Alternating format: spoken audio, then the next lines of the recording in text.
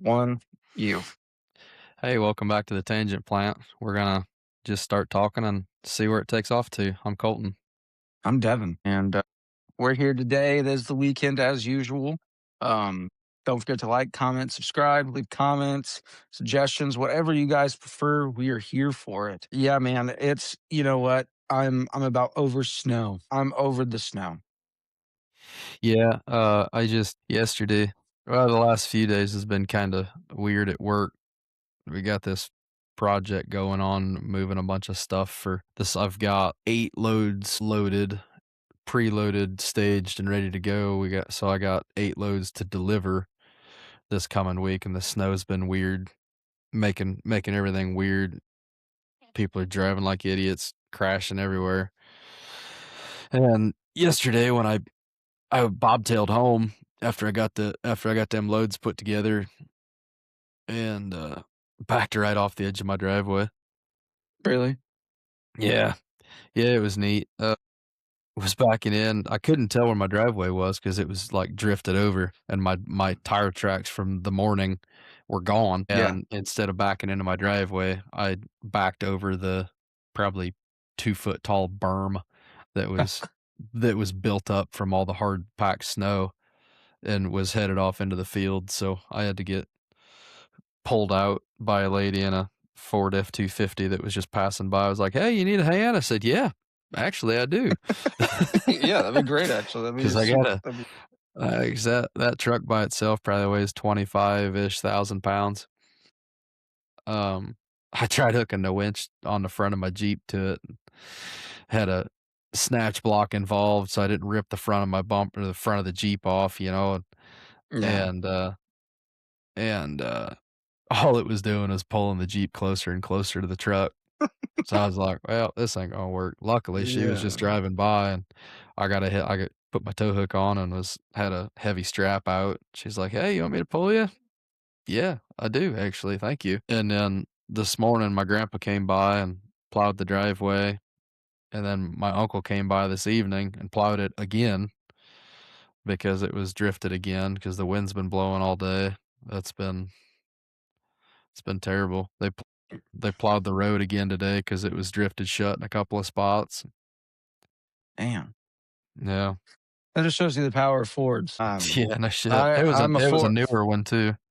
I'm a Ford guy. I don't mind Chevy or Rams or anything like that. I'm not like, but my grandpa always drove Fords, and it's kind of funny. One side of my family's Ford, and the other side's Chevy. But I've always lingered towards the Ford side. I think it's a nostalgic thing. Like my grandpa used to haul Could be. trailers, and I used to Yeah. drive with him, and so it was a real nostalgic uh, thing for me.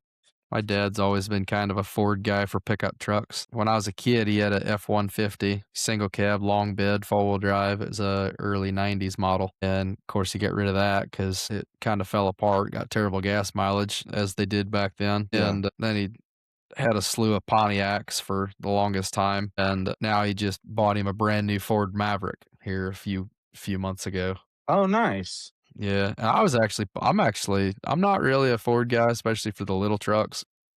Ford Ranger now, that's a unit, Yeah. but the Mavericks I wasn't too keen on, but the one that he got is really damn nice. It's all-wheel drive, the engine bay is, like, impressively simple. Like, Really. there's no plastic covers, there's not just a bunch of bullshit, it's engine. I mean, you can see where all the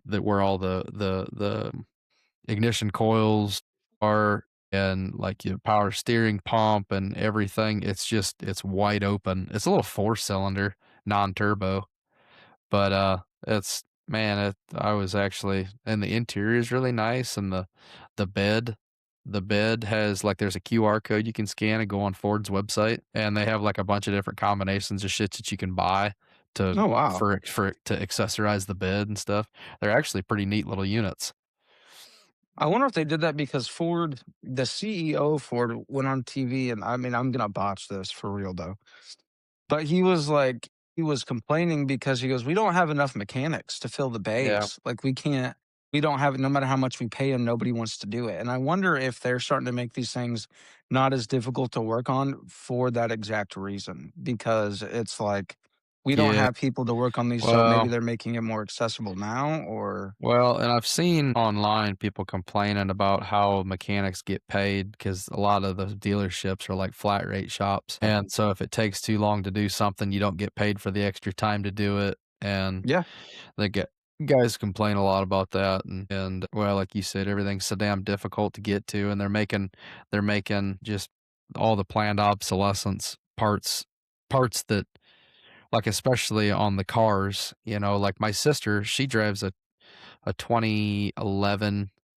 Lincoln MK, the SUV version, and the water pump is inside the front cover. Like, you have to take the whole front of the motor off to get to the fucking water pump that's so when it stupid, used to bro. be 3 bolts and a belt and it was off, you know?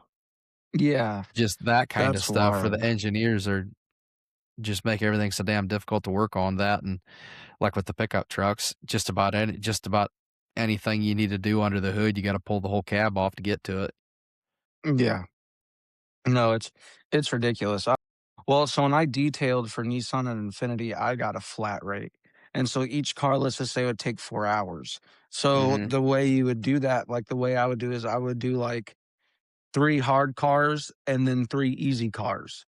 And then I would make ton of money on, like, Wednesday, Thursday, Friday because that's the way I and so I would get paid 4, 4, 4. Now the other thing you do is too, is, like, if a salesman was like, "Hey, I need this car buffed." I'm like, "Alright, well, do you have paperwork? Do you have a work order for it?" And they're like, "No." I'm like, "Alright, $50." Like, "What do you mean $50?" I'm like, "Either you pay me $50 or I'll give you the buff and the buffer, and you can do it yourself."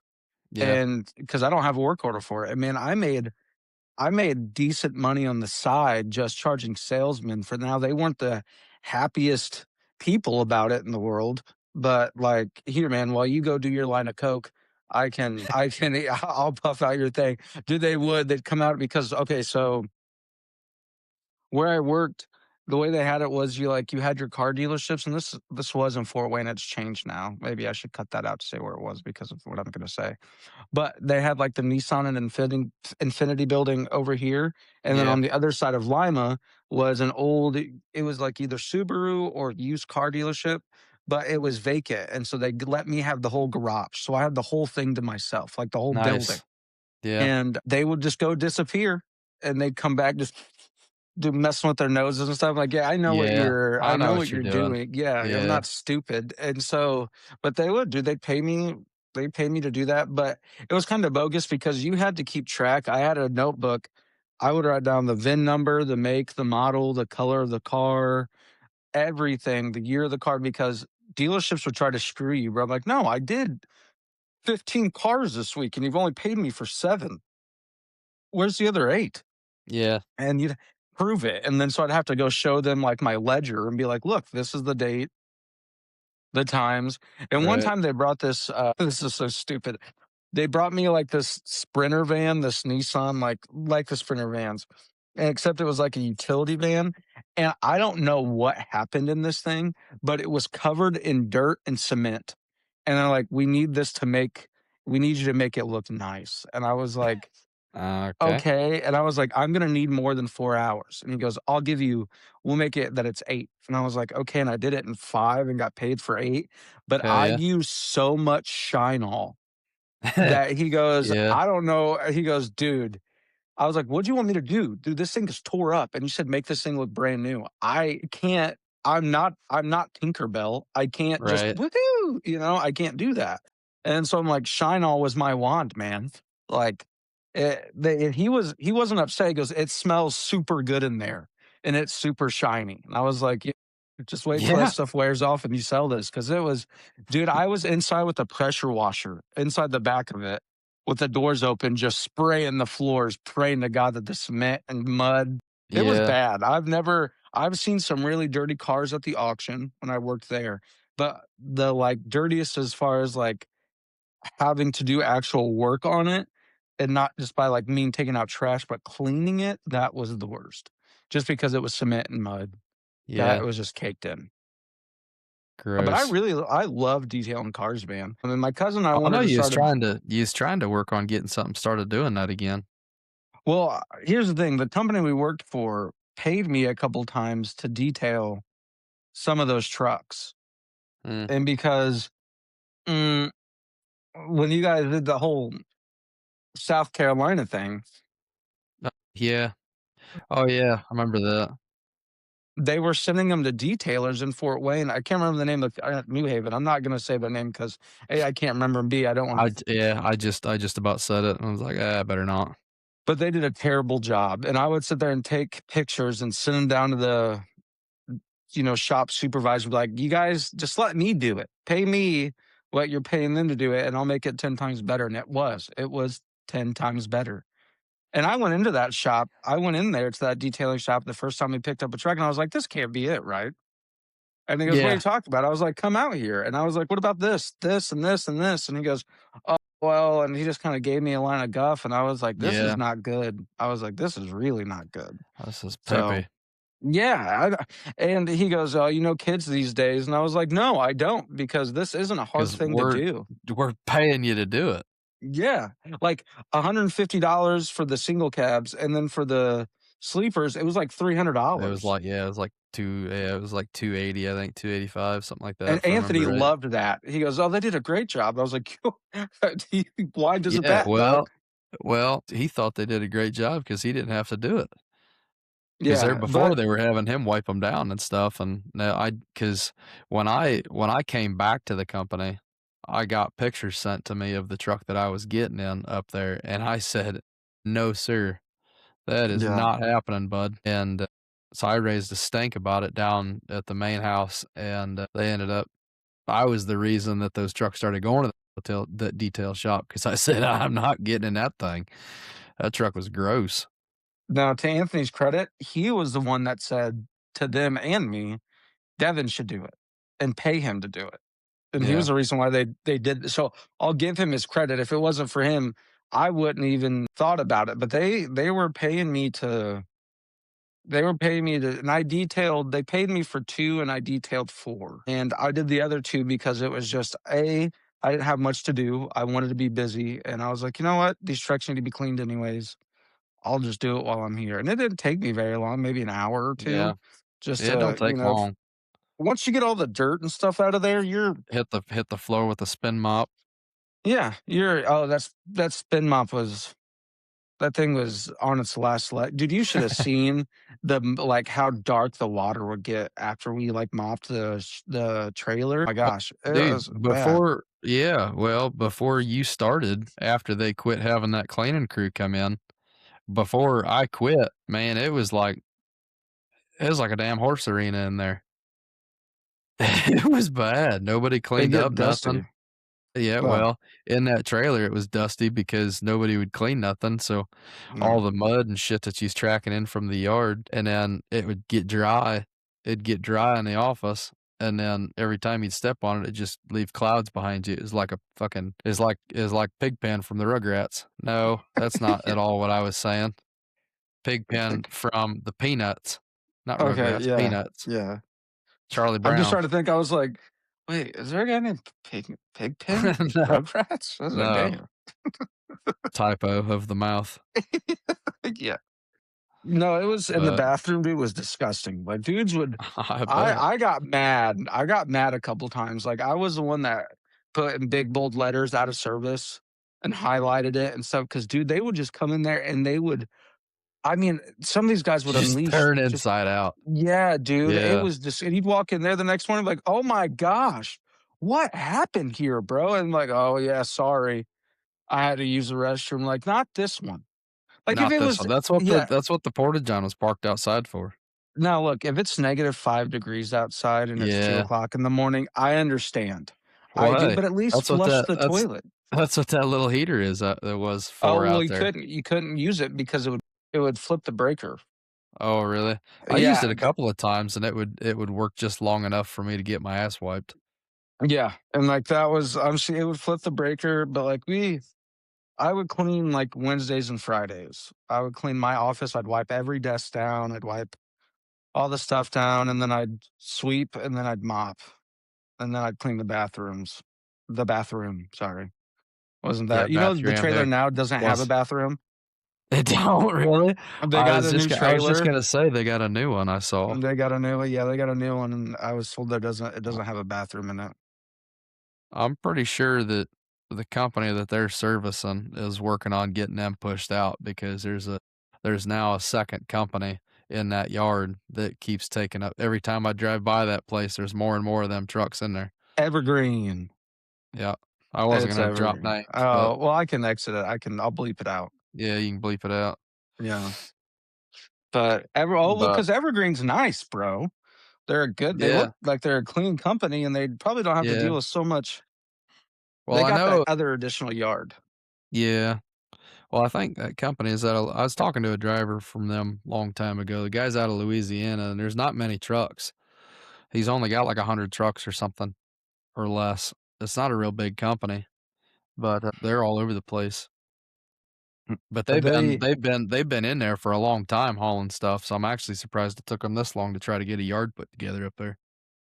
well, they okay, so we had one of our drivers go to that company, and that was probably I would say it was in the spring of 25, and he said they had like 150 trucks, and almost all of them were owner operators except for a couple company, and that they were offering this, that, and the third. And I told Anthony, I was like, that company's gonna.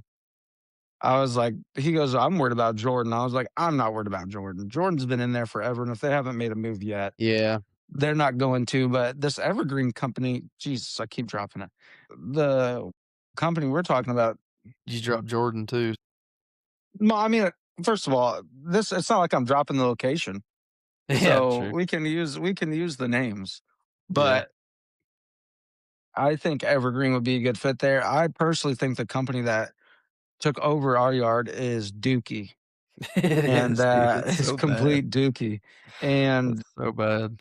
it's I was told that they're going to give them more freight, and I just find that hard to believe. I just do. Yeah. Well, anyway, Sorry, probably change the subject off of trucking gossip. that's my laugh. That's all I know is Well, trucking gossip. oh, yeah. Well, I mean, me too, but whoever, I mean, people in the UK probably don't give a shit about American trucking. They wish they were American truckers. That's right. That's Yeah. right. I can't But believe we have listeners in the UK and Ireland, even though it's very few. yeah, ain't that Like, crazy? We've listen to reached these 2 Americans. we're a global dipshit fucking dipshit Yes. podcast. You know, I really don't like the way you put us down. I mean, maybe goobs, but I wouldn't call us dipshits. You know, we have, good conversations, some that are intellectual, but those aren't the ones that make decent numbers. It's the ones like, "Do you like tacos or what do you like?" You know, like, those are the ones that really hit hard. You know, like, I threw my slushie at a Taco Bell drive-through when they didn't give me my mild sauce. Like, that's the one that those are the ones that really hit, like, you Well, know, that's because those are the most relatable. Everybody hates fast food workers. either they're really nice, like, old Yeah. ladies or whatever. There's no in between the people that absolutely love coming to work every day and the people that are just there to pass the time. No, but you can find that in any profession, but I think it's because it's fast food and everybody knows, like, has worked it when they were younger, knows that it's not the most Yeah. difficult in the world, that you're like, "Dude, I just want my Coke. I didn't ask Yeah. for a lemonade. I clearly said I want a Yeah, Diet I Coke, I didn't have ask you to recite diabetes." the entire encyclopedia. Yeah, which they probably can't. But, like, you know, I Ask 'em have to diet. spell encyclopedia. Yeah. Yeah, dude, so it just I think that's what pisses people That's one off. thing It's one thing I've never done is work fast food. I've never been in food service. I've never That's one thing, like, even when I was younger, I said I'll never do it, just mainly because I don't have the patience for it. I don't have the I have a short temper for stupid people. So it's always been I've always been like, my first job, I was a groundskeeper at a golf course, and then everything after that was blue collar of some sort. Worked in a factory for a little while, did construction for a little while, and then been trucking pretty much my entire career. My wife worked at McDonald's for 7 years, I Damn. think. Yeah, well, that was all through high school into college before she got her degree and then quit, and now she's doing what she went to school for, but That His was she graduated college in 2018, so it's not like I'm dating a 20-year-old. she Just graduated figured I'd throw last it f year. yeah, I figured I'd throw that out there. No, I don't consider Pizza King as fast food, but I was a pizza maker. Mm, And I would but here's the thing, I worked for my mom, and that did not go well. She actually yeah, fired me. She fired me. So, hell that yeah. was really yeah, I just got a little too mouthy one day, and she pissed me You know what, off. Devin? Go fuck yourself. Yeah, well, it was kinda like that. She said something, she goes I can't remember what comment she made, but I was, like, 16, and I had just made a large, what's it called? It's Royal Feast, so it's pepperonis and sausage and peppers and all Like this a stuff. deluxe pizza, but big as Yeah, shit. and I just threw that shit on the floor. Like, Damn. I was about to put it in the oven, and I was like, "You know what? Fuck you," and just went like that, and it just and she goes, "Clean it up," and I was like, "I'm not touching that at all," and she goes, "You're fired," and I was like, "Great, good, I didn't wanna be here anyways," and I called my friend, and I sat outside, and I waited, and that she didn't talk to me for, like, 2 weeks. I mean, would Dang, not talk to me at all. Like, just dang. nothing. Well, I I could have wouldn't been either. dying. Yeah. She made some she made some off the wall comment. I know exactly what it is. I was wearing my hat backwards like this, my Pizza King hat. She goes, "You can't do that." I was like, "Why?" And she goes, "The owner doesn't like when people do that." I was like, "Nobody can see me back here. I'm making Right. pizzas." And she goes, "You look like a hoodlum." And I was like, "And you look desperate." And I was like, "What?" And she goes, "I'm your mother." And I was like, "We're all adults here at the workplace." And Yeah. she goes, You know what?" She goes, "You're just a spineless little dweeb." And I was like, "Really?" And so I What an odd yeah. insult. So I just had the pizza like Little this, and I went dweeb. like that, and it just sap, like, you could hear it splatter. Yeah. So it was beautiful. The look on her face was like she couldn't believe it, but at the same time, she was so furious and so mad at me that it was you know what? I feel sorry that I disrespected my mother in such a way, but at the time, I felt so valid for standing up to myself for myself, to Yeah. myself. Yeah, I stood up to myself. I had an inner monologue fight, You know and what? Go "Do fuck it! yourself, Yeah, you do that shit." you son of a bitch. Oh, there's a red it's Peach King's color is like red and yellow or red and gold, Yeah. and so Yeah. they had me the summer before my mom contracted me to paint the fence, and I would and it was hot as shit, it was so hot, bro, I was on summer break, and so I'd paint, like, 5 panels, and I'd sit down, and I'd paint, like, 5 and it was huge, this fence was huge, Yeah. and she would come out there, "Get your ass up.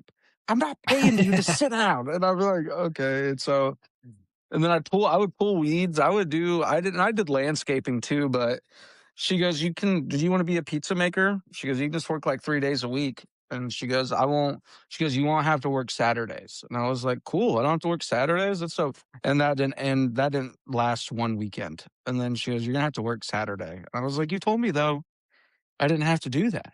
And it Yeah. was just like every Saturday. Oh, one more thing. There was this, I'm not gonna say his not his name, but there was this delivery driver, and he was His name's Ar huge. No, close, but no. Um, yeah, but he was a big guy. Mm, and he would except for buy what, me Arnold? cans. Yeah, he would buy me cans when I couldn't buy them, like I wasn't old enough. But his dad was a Navy SEAL, and he really clung Was to he a that. Navy? Yeah, his dad was like an actual, like, Vietnam Navy SEAL, like, in There's '71. there's more guys that say they're Navy SEALs than there are actual Navy SEALs. This guy was a legitimate Navy SEAL, I know that, Mm, I can't remember his name, but I know he was, and he had a lot of pictures, all his stuff, like, he had proof, and but this guy kinda rode the coattails of that, yeah. and he would come in, I mean, big, like, not, like, ripped, but, like, just fat guy, and Just he fat. just big dude, and he would I did my CQB today. I was like, CQB? And he goes, yeah, close quarter battles. I was practicing that in Yeah. my barn. And I was like, you take up 2 door frames. What do you, well, you are the CQB. That's you. And man, he would get so pissed. But at the end of the night, I'd be like, hey, Jesse, on your last run before I leave, will you please stop at a gas station and get me like 2 or 3 cans? And I'd give him some money. And every time he never, even if he and I got into an argument, because I would call him on his stuff, he would Yeah, lie about random stuff, like, "Dude, no, you didn't." I was like, "You can't. right. You physically can't do that." And he would be like, "You don't even know what you're talking about." He'd push his glasses up. And so, but he was a cool dude, and then one time, so he didn't wear his non-slick shoes to work, and I'm not Dummy. lying, this was the first time I'd ever felt the ground shake because of a human being. Shit. And yeah, dude, and he was walking by the sink and just his feet went out from underneath him, and I saw him do this in the air, and then just and you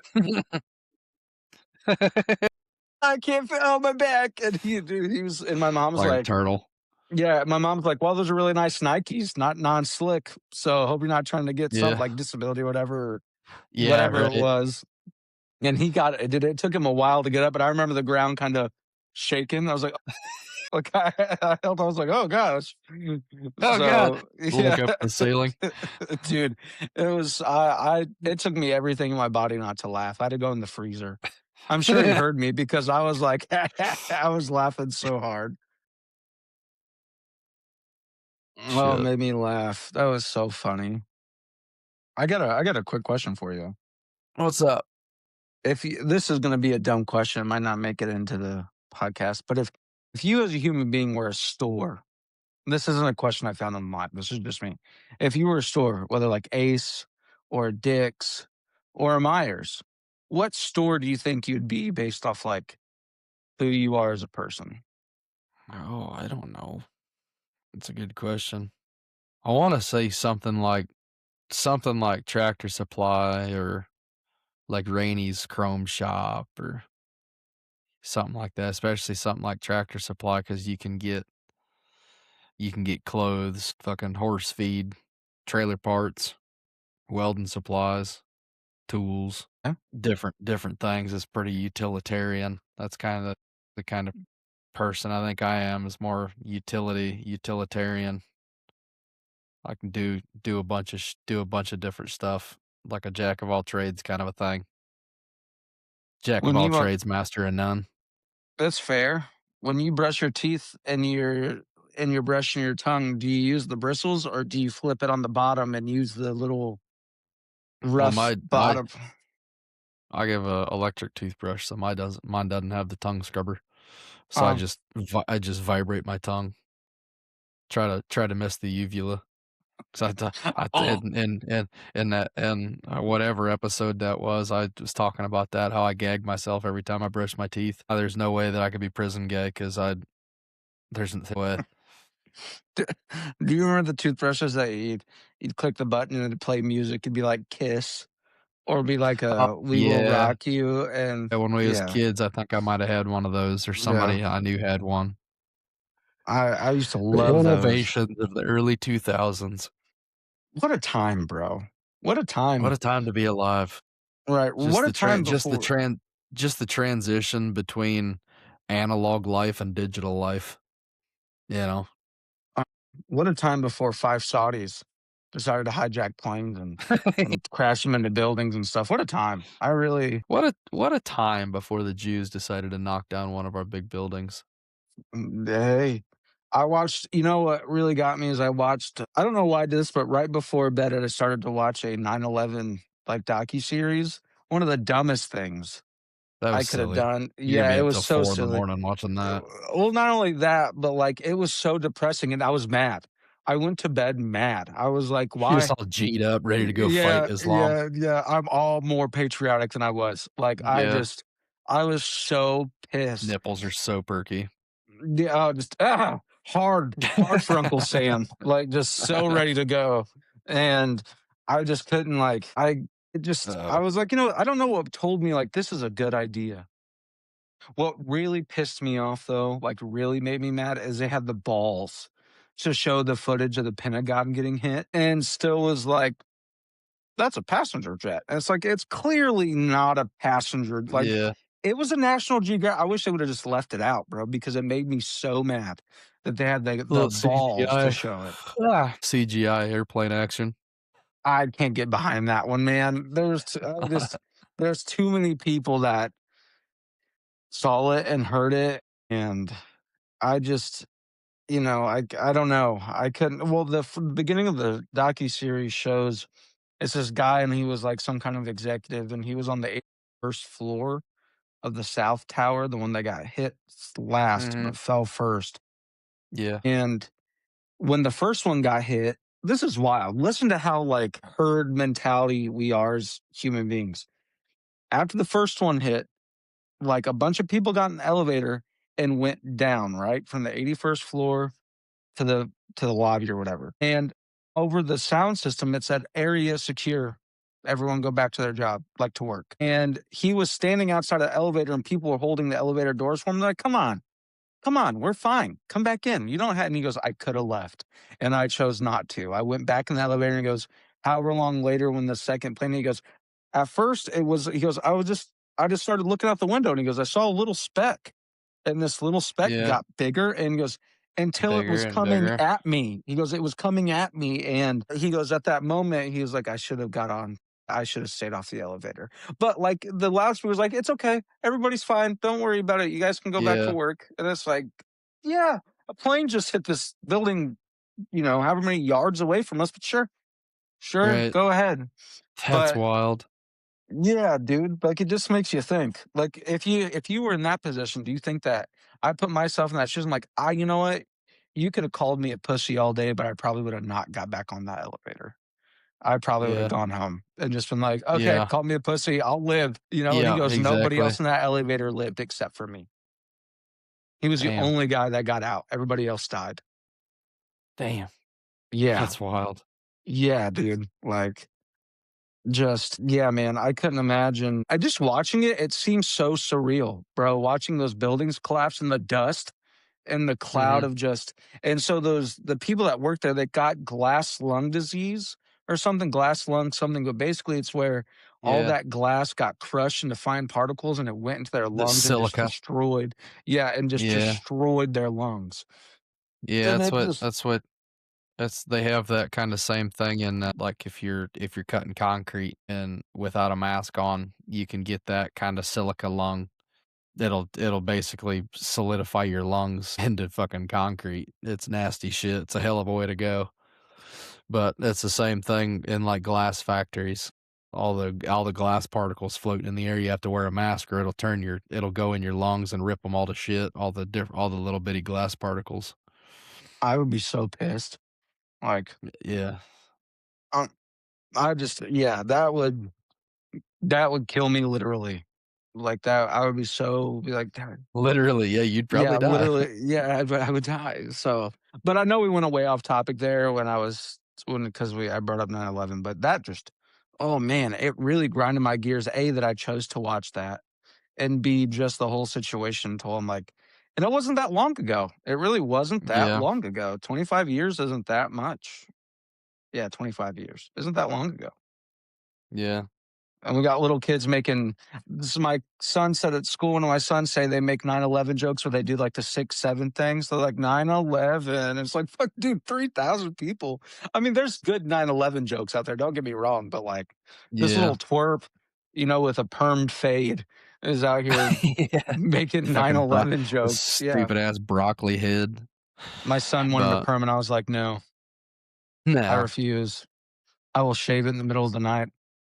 speaking of literally dying, one of the influencers I follow, he has this saying he has this skit where he says, "How are you doing?" He goes, "I'm alive." He's like, That makes me nervous. Don't say it like that. What do you mean?" And he's like, "I'm alive. I'm not struggling with depression. Depression's struggling with me." And I I kinda live by that. That's fun. That is fun. So, I I remember a couple episodes ago, I mentioned that I really wish I was creative enough to write a song. Yeah.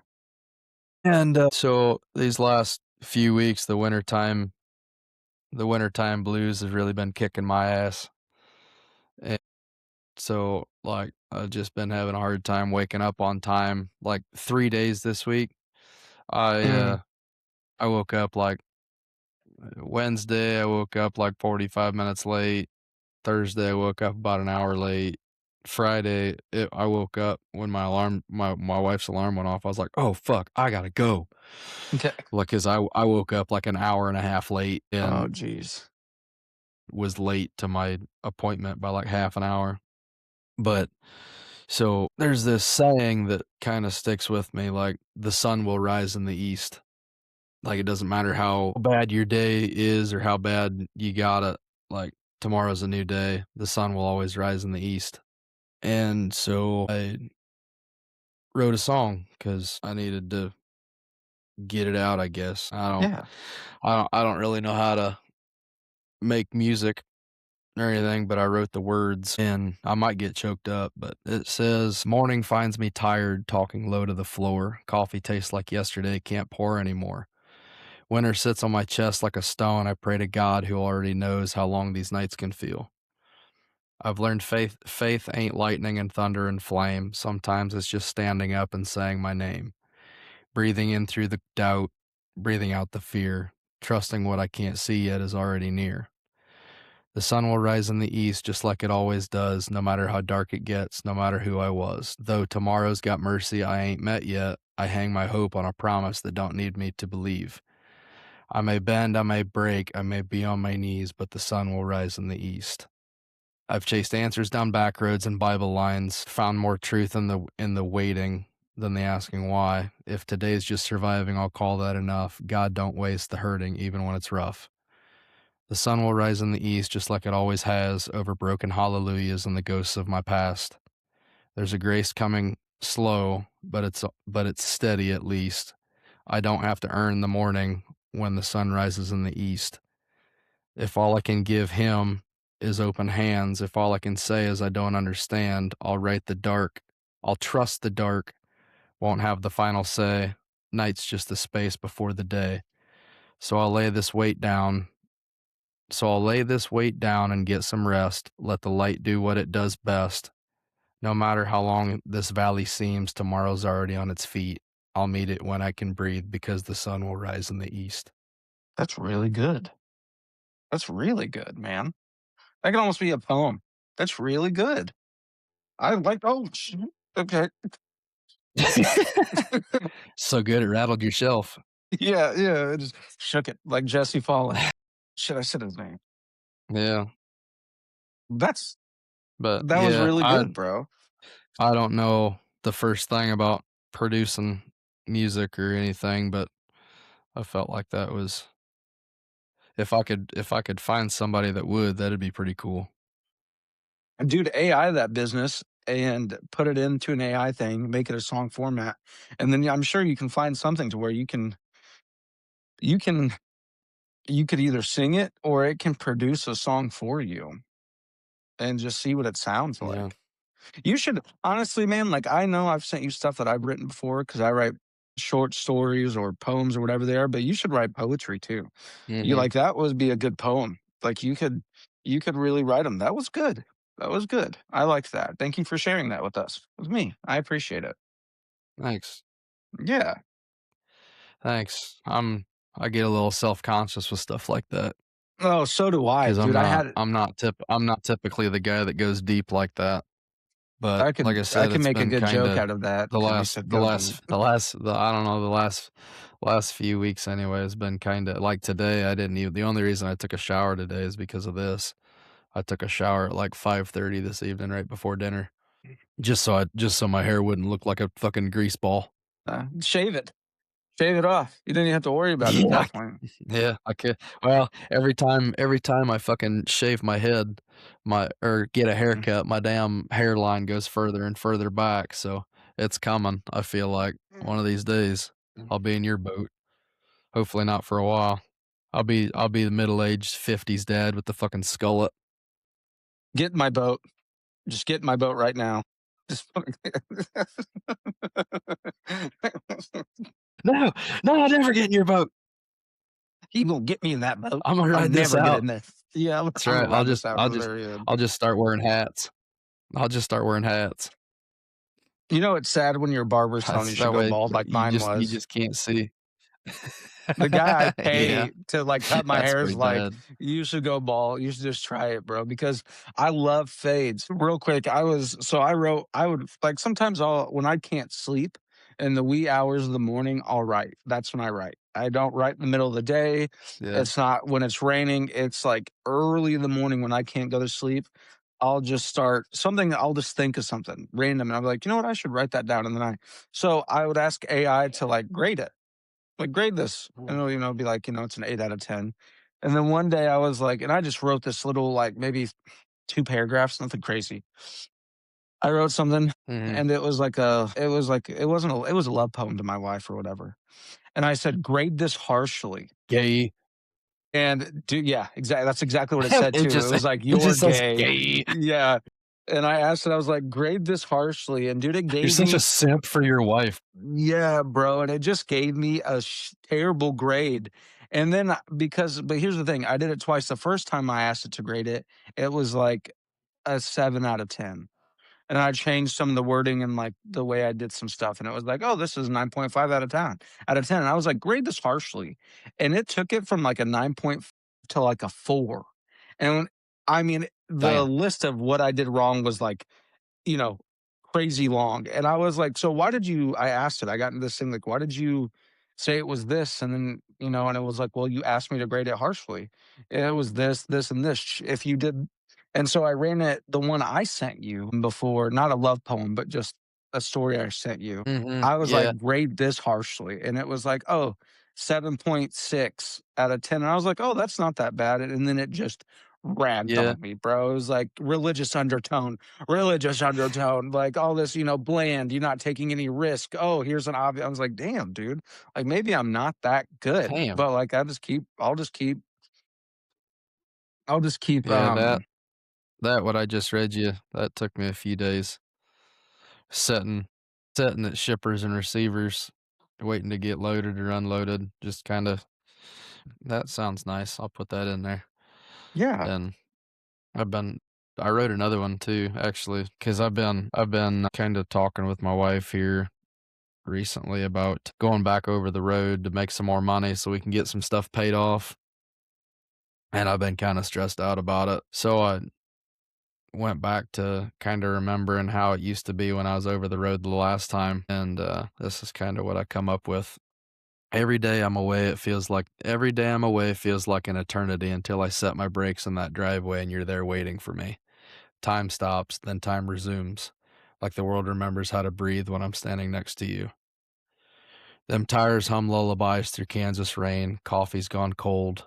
I see your picture in the frame, CB static and a full moon bright, every mile marker asking why love's always further down the line. But I keep on rolling for the moment I can stay, trade these diesel dreams for your yesterday. When your arms pull me out of this steel cocoon, I forget every mile like popping a balloon. Yeah, the road takes more than it gives, it's true, but it always brings me back to you. Sunday mornings smell like oil and pine, missed another birthday, missed another sign. I say I'm fine like a lie I've learned, watching towns go by unearned. Every goodbye leaves a little burn.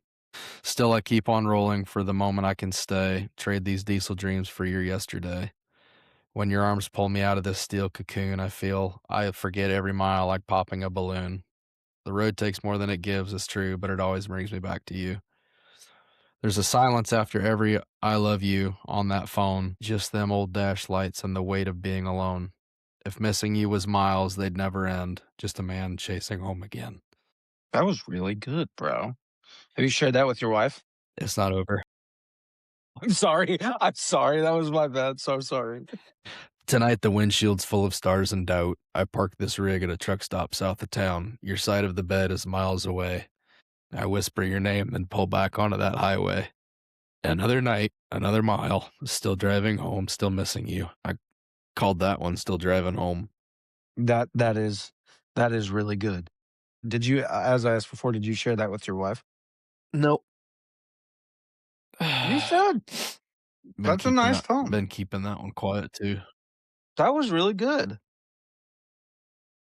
I don't think people understand what it takes to be an over the road driver. what people really have to sacrifice as far as time away from their family, their wives, their Yeah. friends, all the things that they have at home that people like me or anybody else that doesn't do that doesn't understand what it's like to be gone every week. And some people, here's the thing, you and I both know people Yeah. that don't go home for 3 or 4 weeks, Yeah. and they just stay Yeah. out. And And there's I mean, there's some people like, I was just talking to a driver the other day, one of our drivers, actually. I asked him, "So how often do you go home?" He said, I'm out for a month at a time, and then I go home for a few days, and then I'm out for another month, and then I'm home for a few days." He was an older fella, been divorced. It's like, I wonder why. yeah, It works for some people, but that was the reason why I came off the road the first time, was because our first daughter was born, and she said that she didn't enjoy being a single mom. And my daughter, I mean, she was still a baby. She might have been 1 or less, but when I was home, it was like I was just a nice guy that showed up for a little while and then be gone again. yeah, 'Cause she would, I'd pick her up and I'd only get to hold her for a couple minutes before she'd start getting squirmy and whiny and wanna go back to mom, yeah, 'cause she didn't know who I was. yeah, And so I ended up that's the reason why I started there the first yeah. time, was to be home every day. And since then, I haven't been. We've just made it work, but 4 kids gets fucking expensive with hospital bills and such, and we've been talking about me going back over the road to, make some more money and get some things paid off, and then, come back home again like I did the last time, and, it's really been kinda stressing me out. No, I understand. Well, and like that old timer, the difference between the difference between going home every weekend and staying out for a month at a time is thousands of dollars. It can be. It can be Yeah. the difference between, Yeah. and especially if you're like in his situation, you're a divorced guy. Let's just say you don't have any grandkids, or maybe you do, but they live out of state. You don't really have much going on. That's either drive and try to make a retirement for yourself Right. or go home and you're sitting in another chair. You know what I'm saying? I'm not trying to downplay driving, but I'm just Yeah. saying like, but it's hard on people's families. It's hard on them. It's a stressful situation and it's like people don't get it and they just, you see a truck driver and you get upset because they're in the left lane like I do, or dude, that Oh, I do drives me too, and most of the it time gets I'm me in my pissed. truck. Yeah. I get I get so mad when guys are just in the way doing, 2 mile an hour past the speed limit, or doing the speed limit or less in the hammer lane. It's like, "Get out of the way, dude." I cannot I got stand that. That just because you're governed don't mean the rest of us don't have shit to do. Like, get out of the way. or at the stoplight, that Drives me bothers me. nuts. Or They're right at the stoplight, and it's like, "Go," yeah, and you're sitting there 30 seconds behind while they're getting like, "Come on, just you coulda got over." Now look, do I get some people don't understand how the road works, and yeah, they'll get in the right lane, and they'll just keep you in that left lane because you can't get over. Yeah, but sometimes these yeah, foreigners 100%. or, They just just get they just live yeah, over there. they just don't care, Yeah, bro, and it's like, I'll because I get don't know how many pissed. times loaded or empty, it don't matter. Sometimes, like, there's a couple of stoplights that I'll like, if I'm empty, I'll grab the left lane just Mhm. because I know my truck drives fast, Yeah, and so I'll get over there and then wanna get back over, well, then, obviously, I'm still a truck, so I'm not doing 70 mile an hour right off the rip like some of these cars do, and so I'll try to get back over and just get railroaded. Car after yeah, car after car after car, just get and I'll just be hung out in the left lane, and sometimes you just gotta bully your way in regardless one way or the other. It's like, yeah, "I'm coming over. You're gonna let me over or we're gonna hit. Sorry about you." And I hate to say that, but, I got places to be too. Just be yeah, I God forbid you get held up by a truck for 30 seconds before I get back over, you know? yeah. Drives me nuts.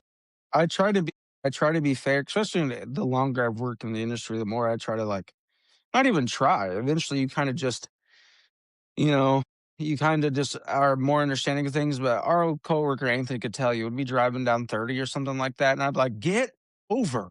Get over. There's nobody there." or there's one person holding Yeah, me up, so I can't, and it's just like, but back to my point is that, like, a lot of people just don't understand how hard it really is on family to be an over the road truck driver. Even if the money's decent, yeah, it's still yeah. Well, and for what for what I'm being offered, it's gonna be worth it for, getting debt paid off and stuff. Because 'cause we've got, uh, roughly 60-ish thousand dollars outside of the house in loans, another 25-ish in hospital bills, and about 25,000 in her student loan. So, I'm really just trying to retire by the time I'm 60, you know? yeah. Yeah, no, I understand. Life's That's not the cheap, that's bro. that's what I'm looking that's no, the fuck it ain't.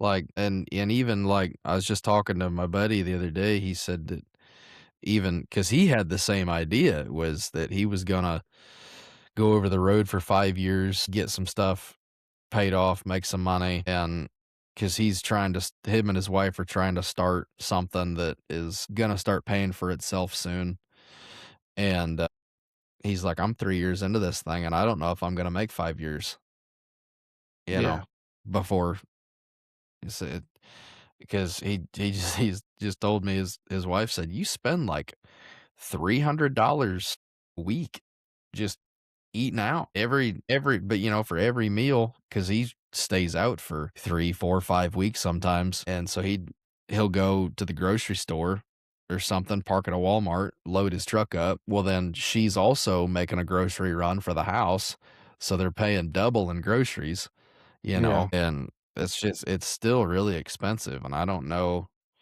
I got all these things running through my head whether it's actually gonna be worth it or not, like, to try to make money to try to make the money.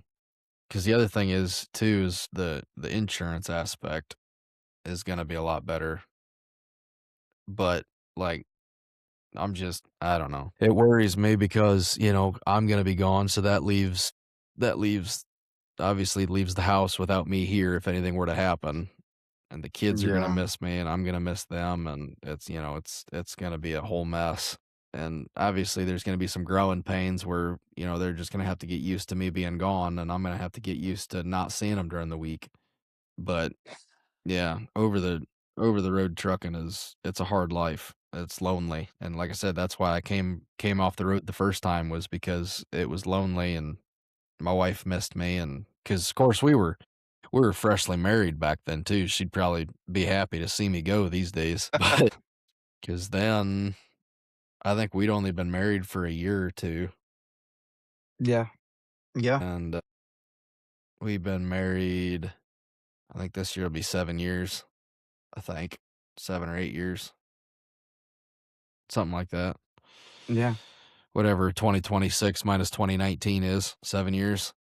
So, yeah, she's probably like, "Yeah, fucking go, make money, I'm alright here. Yeah. I don't fucking need you." We got what Well, we got 4 kids now, so it's not like she needs me for that. well, here here's the thing, and most people don't really, they hear it and they kinda just shake their heads, and I get it, but being a man, not saying that being a woman is easy or anything like that, but being a man's difficult. Here's the choice we have, it's like this, Yeah. it's either I my family goes without, not without in some way, but it takes us longer to do this, to pay this off, to get out underneath something, or I have to sacrifice my time away from my wife and children for weeks on Yeah. end, or, even if it's 5 days a week, that's a lot of time. That's a lot of birthdays, like you Well, yeah, said, that's because a lot if you of don't, you're labeled a deadbeat. mhm, and if you miss your family too much, well, if all these things, and it's just like, Then well, you're just a I pussy. have yeah, and it's like, well, I have as much as I here, I'll say this, and this is not to make myself sound like macho man, but, like, I feel as like, before in my life, I had a lack of conscience, a lack of heart. I didn't feel much for anything at all. And I loved my children, Having a obviously, and family like, really changes that. yeah, having a family changes that. But also just like working on myself, and people are gonna roll their eyes, but, like, through God and through that, it's been dude, you realize that, like, you're like, I have feelings. I care. I care about people. I Yeah, want to be able to see these yeah. people, Well, you know? And look, do I yeah, believe that and, everybody like, I should used to be no, go ahead. it's not that I think men shouldn't cry. I think there's a time to cry and there's a time not to cry. You, as a man, you have every right to cry about things if you want. But like I stand behind that. Like you have to have some kind of ruggedness about you. You do have to be able to handle yourself in a Yeah. masculine way. But at the same time, I'm also not going to sit here and say no. I don't have feelings because I do, and I do care about Dude, people. I cry all the time. Disney movies get me. Like, it doesn't matter. I'll see a TV commercial and bust out a tear. Like, having kids changes a guy. Cause like, I used to be when like, the year prior to me and my wife getting married was the most stressful year of my life. Wedding planning is fucking nuts, and, so I ended up like, I don't wanna say because of that, because it led to one of the best days of my life, but, like, between that and being over the road, because like, one of the things she said was, "Even when you're home, you're not really home." Yeah, You know, you're still out there, and, so, like, I went to the doctor, and he was like, "Yeah, everything you're telling me is, like, this is clinical depression." So I yeah, was medicated for a while, like, a few years. I was on 100 milligrams of Zoloft daily, and it helped me to stay out of the ground, I'll put it that way. yeah, Like, I wasn't a danger to anybody but myself, but, you know, having kids really gave me a sense of purpose, like, before I remember when I went up to, because at the time I worked for a company, and it was one of the I owe a lot of my experience in trucking to this place, and I went to my boss, and he was, like, one of the best bosses I've ever had. I told him, I said, because me and him had a meeting, and he said, some days it doesn't seem like your head's in it.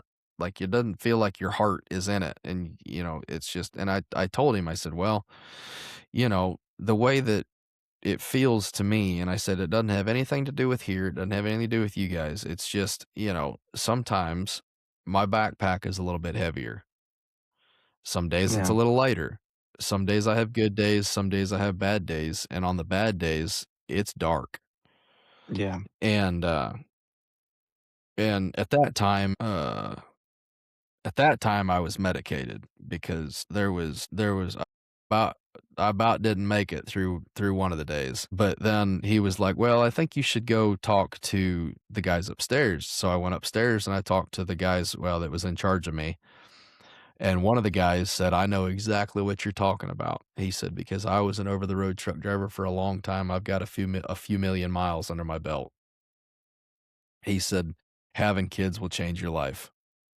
He said, "It'll give you a sense of purpose that you didn't have before." And it did. It yeah, for sure did, because not long after that, I kinda settled down, quit doing so much dumb shit, and not like I was out, you know, hood ratting, gallivanting. but, Yeah, like, yeah, I wasn't out gallivanting or nothing, but, like, that really put me in a better place mentally, and then I kinda cleaned up our finances a little bit at a time, started selling stuff and freeing up the, making more expendable income by just getting rid of shit that I was paying for, and, got myself into a little better place because I had something to work for and something to live for yeah, other than just myself. I had a wife and a couple kids and that, and then, I can't remember. I had to the hospital in town closed down, so my doctor moved to a different hospital, and in the time that it took me to get an appointment over there at that hospital to get reestablished and that, my prescription had run out, and so it was, like, 2 weeks-ish of being off the medicine, and it's weird. So Zoloft is one of the milder of the mhm, SSRIs, basically just a serotonin regulator, but coming down off of it, man, my body felt like I was full of bees. My skin was tingly, I was lightheaded, my teeth felt weird. Like, it wasn't the worst thing, Mhm. but, like, because I know it can get pretty bad for certain SSRIs, but coming down cold turkey from 100 milligrams a day to 0 was fucking nuts. But after that, and the withdrawals, I guess you'd call it, quit, my body felt back to normal, and then the funny thing was not so I found out that Zoloft not only killed my, like, sad, anxious feelings, but it also killed the happiness and the joy and the excitement that I could have felt over the last few years that I was on the stuff. Yeah. Because after I came off of it, my emotional range totally changed. I was crying during movies and TV shows and frickin' like I said, TV commercials and shit, and, uh I cried when my son took his first steps, cried like a baby because I didn't get to see that because I was over the road when my oldest daughter started walking. I missed it.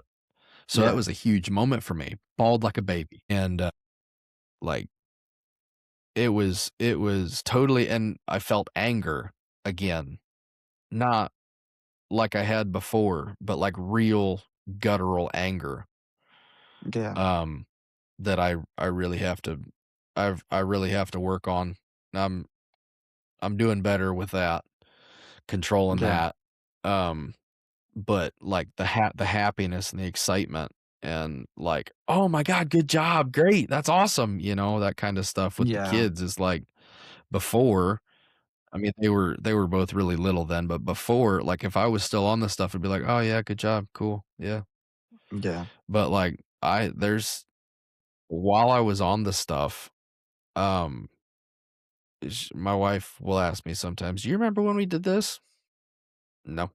I Yeah. don't remember anything, and, like, I have nothing. I have no recollection of a lot of the stuff that happened while I was on that stuff. Like, a lot of the important moments, I do, but, like, a lot of the little stuff that she remembers, nothing. Yeah. Nothing. Because the whole time I was on the stuff, it was basically I felt mellow all the time about everything. Nothing really excited me, nothing got me too sad or angry or happy. I was just mellow and just Yeah. kinda like, I don't know, like a walking not a shell of a person, but, Yeah. like, sometimes it felt like I was watching myself go through life and just go through the motions and like, "What the fuck was that?" Yeah. Because now since I've been off the stuff for probably 3 years or more, I think 3 or 4 years probably I've been off the stuff, and since then, it's like the whole outlook on everything really changes, except for, I still get, like I said before, the wintertime blues, the sads, because especially this time of year, because we lost, my grandpa last year, beginning of January.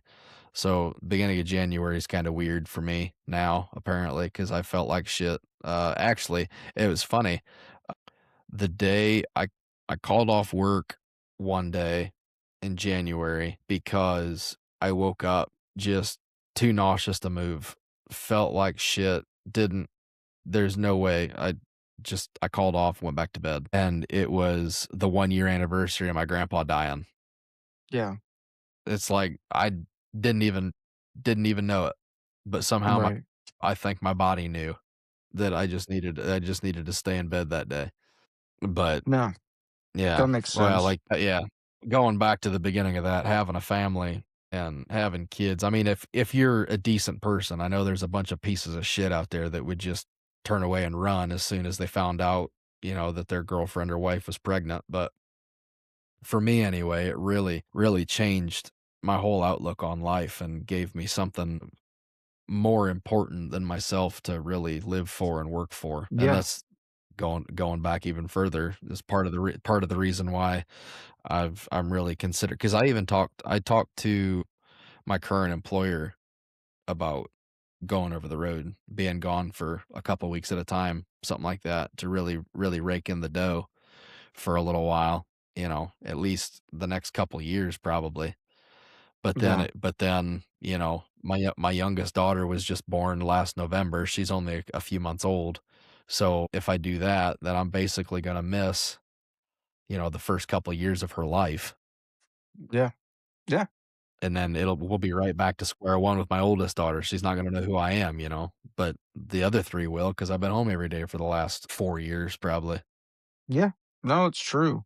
I When you were talking earlier, I was pulling out my Bible and I just flipped to I didn't even try to find one. I just flipped to Psalms and the first one that came up was Psalms that I saw was 119, uh, verse 105, and it was, "Your word is a lamp to my feet and a light to my path. I have sworn and confirmed that I will keep your righteous judgment. I am afflicted very much. Revive me, O Lord, according to your word, and accept, I pray, the free will and offering of my mouth, O Lord." And the reason why I say that is because, like, every day as men and women, but I'll speak for a man's sake in this regard right here, we are afflicted. There's things in our lives that we have to make a choice on. And I'm not trying to make this a sermon. I'm saying, like, to me, reflected just because it's like every day we have to make a choice, or every great once in a while we have to make a big choice. That, like you said, will my youngest daughter get to will I get to experience her life for a couple of years, or will I have to make the choice not to because we have things that I need to take care of as a man, as a provider, as the head of the Mhm. household, and it's a difficult decision. I think decisions like that when I was younger and I was talking about not having a conscience, it felt empty right here. I didn't feel anything. I felt anger. I could get angry real quick and I could make people laugh. I was really good at making people laugh, but I couldn't, dude, I didn't cry for years until, man, my sons were Yeah. 6. Like, not even trying to sound cool, just, like, for real. Like, I just did not feel anything, and it's a hard and the I think making judgment calls like this, unless you have something to look to, whether it's Christ or whatever, for me it is, I feel like those decisions can make you numb because until your sons or your daughters get old, there's no way of explaining to them why you did it. "Dad, why this? Dad, why that?" And you're like, Yeah. so you feel like you can't talk to Yeah. anybody about it, For the first you right. know? And So, that's what I'm worried about too is because like all the kids are gonna know is dad's gone. Why is dad not here yeah, anymore? yeah, Until they get old enough to really understand why I had to go, you know? yeah, 'Cause it's like a tough thing. and going back to not crying, uh, like when you have sort of a traumatic coming up, like you learn different coping mechanisms.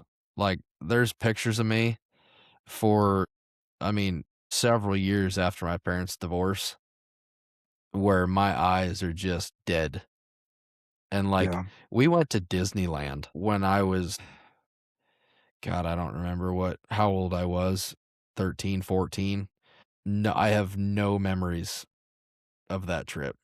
Nothing. The only reason I know I was there is because there's a picture of me, like, with my mom and my sister and my aunt standing in front of one of the castles, yeah, but I have no recollection of that trip, like, at all. I have a couple pictures on my phone, because I think we went down to visit family then. We took a big family trip to go visit family down there, and we went to Disneyland in Florida. But, I mean, I don't remember any of that trip, like, visiting with the family or anything, and there's a lot of my life, like, my early teens that I just don't remember at all. I When you have some sort of a traumatic comeuppance or, like, coming up, growing up, I don't know, seems like you have to grow up really fast, and it makes everything go a lot faster.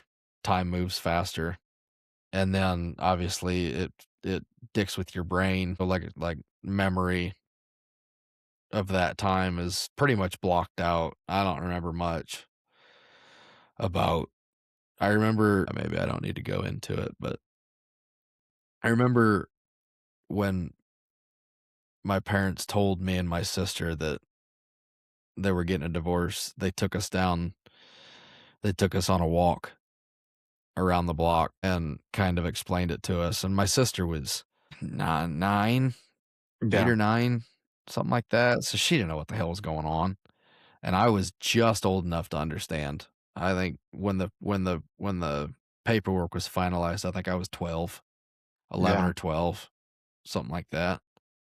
But for the I don't remember much, like, past that, and then all of a sudden, we were in the courtroom, and then all of a sudden, mom was in town, and then we had 2 Christmases, 2 birthdays, 2 of everything, and then yeah, it's all a blur, after so long. Of course, that was I mean, I'm 30, so that was 20 years ago, 18 years ago, if something like that, but it's enough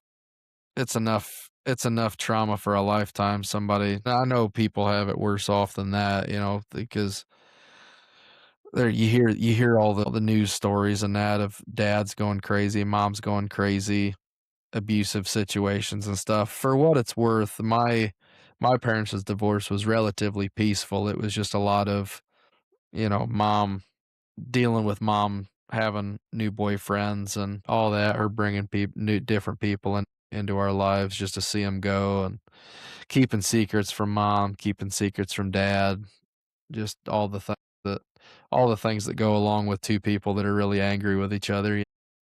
yeah. No, so the way that night when I went to therapy, my therapist was like, "You can tell that the way you cope with it is humor, because a lot of things that aren't funny, I would laugh at." But mine, and this isn't to Yeah, outdo anybody, but mine was not a very it wasn't a walk around the block, and I'm not saying that to, like, lower to make your sound worse. My parents getting divorced was very loud.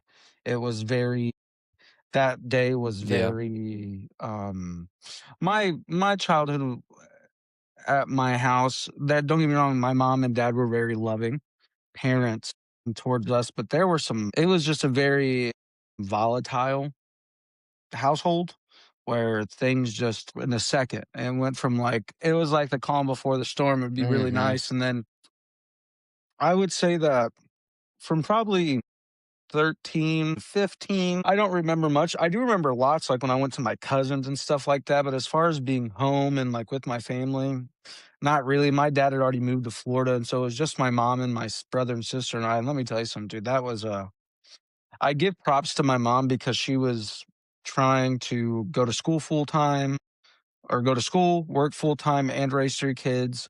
I was in sports constantly, and my brother and sister did 4-H, so she was torn every which way, but it was a very depressing dude. Thanksgiving, my when I was 14, that Thanksgiving was the saddest Thanksgiving that I'd ever experienced. It was dark. you there? You're all froze up.